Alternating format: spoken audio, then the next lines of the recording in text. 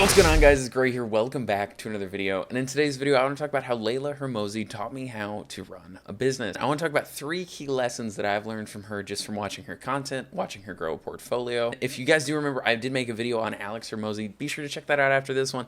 I'll leave a link in the description. I'll also leave a playlist here at the end of all the Teach Me How to Run a Business videos. But let's go ahead and hop right into it. I'm going to talk about 3 key lessons and a bonus one here at the end as well. But the first one is going to be systems over hustle. Let's be honest. There is a lot of things that you can conquer from just sheer grit, absolutely pushing through, building, just grinding through it. And sometimes there is a time for that. There is a season to just have the grit. Part of running a business and part of growing a business to the point of being sellable is the fact that you focus on building repeatable systems, which is why we have something called SOPs, Standard Operating Procedures. For me, I learned that, and it's honestly helped me grow my business because I'm actually going through, and as I'm doing things, I'm not only focusing on ways that I can make my business better, but actually focusing on if I need to explain this to somebody. A great thing I've noticed is, like with YouTube, I just have organized templates where I can just copy and paste right into videos, and I can knock a lot more of these out. Same thing with the vending side, where I just have spreadsheets where I just copy and paste numbers,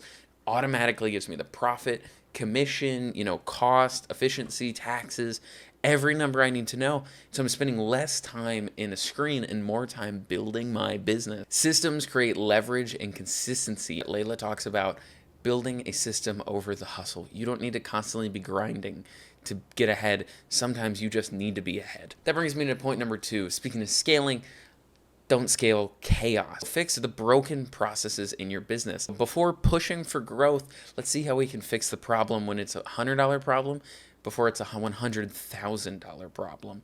Something for me specifically was improving inventory management. We were having a lot of inventory issues of either things were going missing or we were having issues with keeping inventory stocked. Like we would not realize that we were running out of certain things, and then we'd have to wait for the shipment, and then we'd have to wait for their inventory to get in. So now we're at the point where very rarely do we have inventory issues that are our fault. Sometimes there are things in the supply chain, but for the most part, we're ahead of the curve. Scaling only magnifies the inefficiencies and problems. Leila talks about fixing those while they're small. If you have a communication issue, let's fix it when it's just a couple emails inside the company culture before it becomes you're sending mass emails to clients or potential customers or prospects and they're falling apart. That brings me to point number 3, hire for outcomes, not tasks. As many of y'all know, I run a vending business, I do YouTube, and I have my day job at a car wash. When expanding my team, I've noticed that hiring people that are focusing on the result and not just, the perform generic task kind of thing. There are menial tasks that we do have to complete, but if you show up and you guarantee me that you will get a certain amount of sales or a certain amount of Google reviews, or you'll grow our revenue by a certain percent or our profit by a certain percent, this shifts accountability and actually empowers employees to take full advantage and ownership of their role. My business partner and I are really focusing on dividing responsibilities based on the outcomes that they perceive into the company.